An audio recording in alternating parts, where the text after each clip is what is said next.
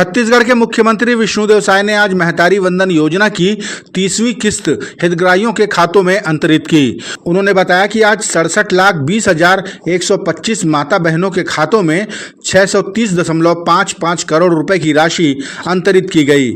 मुख्यमंत्री ने जानकारी दी कि अब तक कुल 19,444.33 करोड़ रुपए की राशि का भुगतान इस योजना के माध्यम से किया जा चुका है। मैं उन सभी माता बहनों को बहुत बहुत बधाई और शुभकामना देता हूं।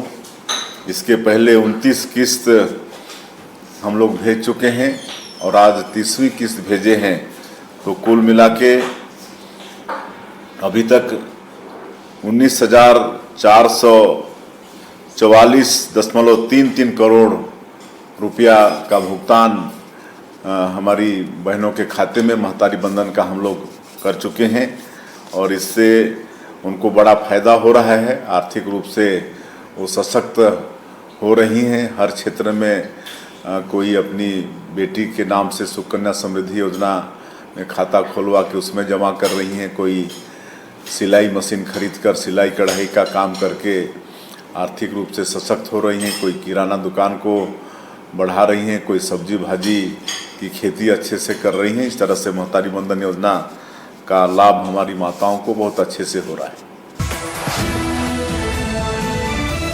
हर घर तिरंगा यात्रा को लेकर छत्तीसगढ़ के दोनों उप मुख्यमंत्रियों ने मीडिया से जानकारी साझा की। इस दौरान उन्होंने बताया कि इस बार स्वतंत्रता दिवस के अवसर पर छत्तीसगढ़ के बस्तर अंचल में 93 ऐसे स्थान होंगे जहां पहली बार राष्ट्रीय ध्वज फहराया जाएगा। उप मुख्यमंत्री विजय शर्मा ने कहा कि इस बार छत्तीसगढ़ के बस्तर का कोना कोना संविधान से जुड़ा होगा और इसमें हम 100% सफल होने वाले हैं। इस बार प्रथम बार जहां ध्वजारोहण होगा, ऐसे गांव हमारे बीजापुर जिले में 33 गांव ऐसे हैं जहां पर प्रथम बार ध्वजारोहण होगा। सुकमा जिले में 50 ऐसे गांव हैं जहां पहली बार ध्वजारोहण होगा। नारायणपुर जिले में 9 ऐसे गांव हैं जहां पहली बार ध्वजारोहण होगा। तो ऐसे ग्रामों को चिन्हांकित करके वहां पर ध्वजारोहण करने की प्रक्रिया और बाकी पूर्व के जितने गाँव हैं वो सब गाँव इसमें सम्मिलित होंगे।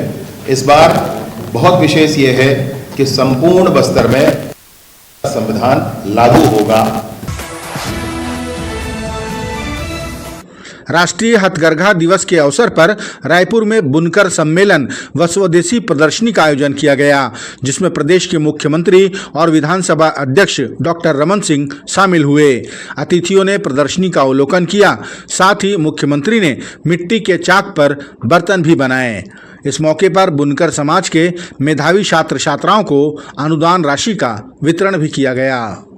बुनकर समाज से लोग आए और बड़ी भव्यता के साथ आज का ये कार्यक्रम संपन्न हुआ है और आज के कार्यक्रम में बुनकर समाज के जो बच्चे हैं जो 10वीं 12वीं बोर्ड में अच्छा अंक प्राप्त किए हैं और जो बेनिफिशरीज हैं उनको भी 10 करोड़ से ऊपर की राशि उनको दिए हैं और प्रशस्ति पत्र भी दिए हैं। तो ऐसे बुनकर समाज के सभी बेटा बेटियों को भी बहुत बहुत बधाई, शुभकामनाएं, उनके उज्जवल भविष्य की कामना करते हैं। और बुनकर समाज के उत्थान के लिए सरकार खड़ी है। 2.5 वर्षों में उनके लिए काफ़ी काम किए हैं। उनके उत्पाद को और मार्केटिंग देने के लिए, प्रचार प्रसार के लिए हम लोग देश के 5 एयरपोर्ट को भी शोरूम के रूप में ले रहे हैं। बीजापुर जिले के संगमपल्ली में शासकीय अंग्रेजी शराब दुकान खोले जाने के विरोध में बड़ी संख्या में ग्रामीण लामबंद हो गए। ग्रामीणों का कहना है कि शराब दुकान को गांव से दूर खोला जाना चाहिए, नहीं तो पूरा गांव इस जहर में डूब जाएगा और गांव का माहौल खराब होने में देर नहीं लगेगी।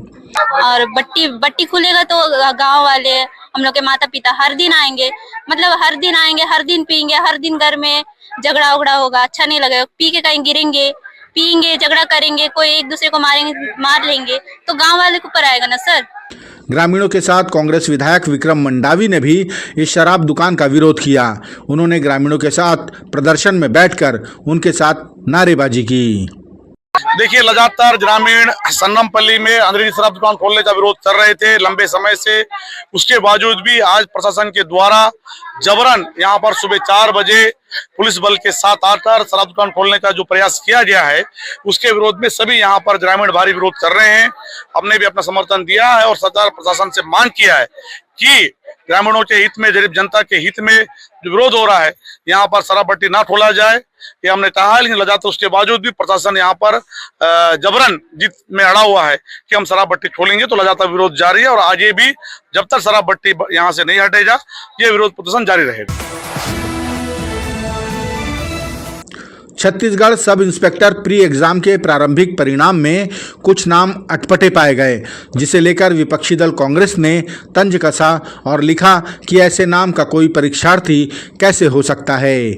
उन परीक्षार्थियों के नाम न्यूज़ और स्पेस रानी हैं, जिसे लेकर पूर्व मुख्यमंत्री भूपेश बघेल ने ट्वीट किया कि सनी लियोनी को महतारी वंदन योजना का लाभ दिलाने के बाद ये विष्णुदेव जी की अभूतपूर्व उपलब्धि है। पूर्व मुख्यमंत्री के ट्वीट पर उप मुख्यमंत्री विजय शर्मा ने कहा कि कांग्रेस रिजल्ट में अपने लोगों के नाम खोज रही है, जो हो नहीं सकता। उन्होंने कहा कि न्यूज़ नाम का परीक्षार्थी है जिसने परीक्षा दी, उसके सारे साक्ष्य मेरे पास हैं। ये है कि आदत है इनकी अपने लोगों के नाम रिजल्ट में खोजने के, सो वो पूरा हो नहीं सकता है। भाई न्यूज़ नाम के हमारे एक युवा हैं जिन्होंने पीएससी में वो एग्ज़ाम दिया था, तो उनका मेरे पास वीडियो भी आया रात में, उनका मार्कशीट भी है, उनका आधार कार्ड भी है, मैंने पोस्ट भी किया सारा। और एक और है स्पेस रानी, तो बहुत ही गलत ढंग से पूर्व मुख्यमंत्री जी ने स्पेस राजा ऐसा ऐसा करके लिखा। ऐसे नहीं करते हैं भाई, बच्चे हैं, सब लोग अपने जीवन बनाने के लिए लगे हैं, उनके साथ ऐसा थोड़ी किया जाता है। सर, अब जबकि सब कुछ स्पष्ट हो गया है, फिर भी मैं मांग करता हूं, मैं कहता हूं कि मैं इस पे और प्रशासनिक दृष्टि से तो छोड़ दीजिए आप, नैतिकता के आधार पर मांग करता हूं भूपेश बघेल जी अपना वो ट्वीट डिलीट करें और एक ट्वीट माफ़ी मांगने के लिए डालें। ऐसे ही दीपक बैज जी अपना वो ट्वीट डिलीट करें और एक ट्वीट माफ़ी मांगने के लिए डालें।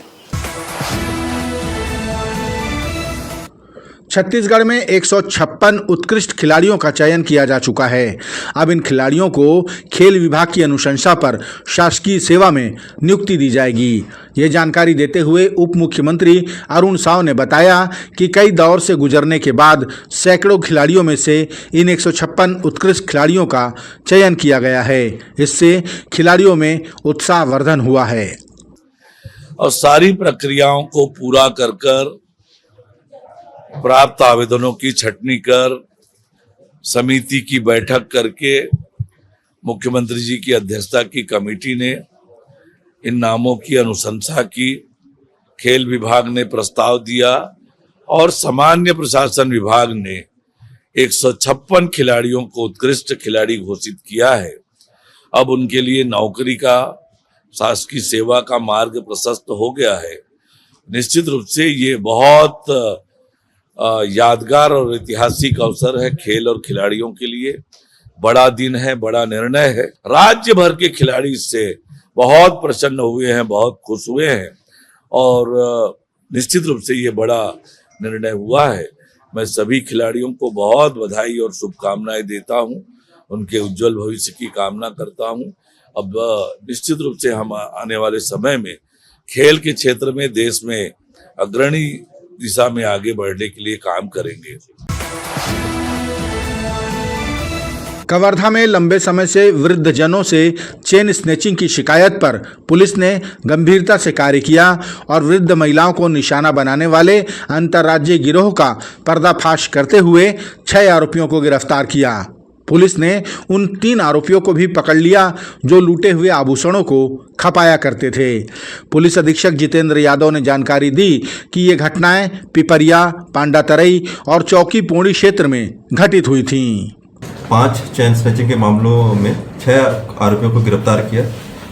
ये जो 5 मामले थे पोड़ी, पिपरिया और पांडातरई थानों के मामले थे, जिसमें 6 आरोपी हैं, जिसमें मुख्य रूप से नीतीश पंसे, खेलन डहरिया, बबला डहरिया, नयनदास बंजारे, मनोज जांगड़े एवं राधेलाल चतुर्वेदी इसमें शामिल थे। और उनसे 3 बाइक जो है वो बरामद किया गया, जिसकी राशि लगभग 2.5 लाख है। इसके साथ में ही 6 ग्राम सोना और 1000 रुपये कैश इनसे बरामद हुआ है। सर ये आरोपी जो है घटना को कैसे अंजाम देते हैं? देखिए, ये जो आरोपी थे मुख्यतः ये जो बूढ़ी महिलाएं हैं, जो एजेड महिलाएं होती थी, उनसे उनके चेन को स्नैचिंग करते थे। और ये बेसिकली आदतन जो जुआ खेलने के आदी थे, जब भी इनको पैसे की जरूरत पड़ती थी या शराब के लिए पैसे की जरूरत पड़ती थी, तो ये एजेड जो महिलाएं थी उनको टारगेट करते थे। घटना का कोई सराफा व्यापारी भी सम्मिलित?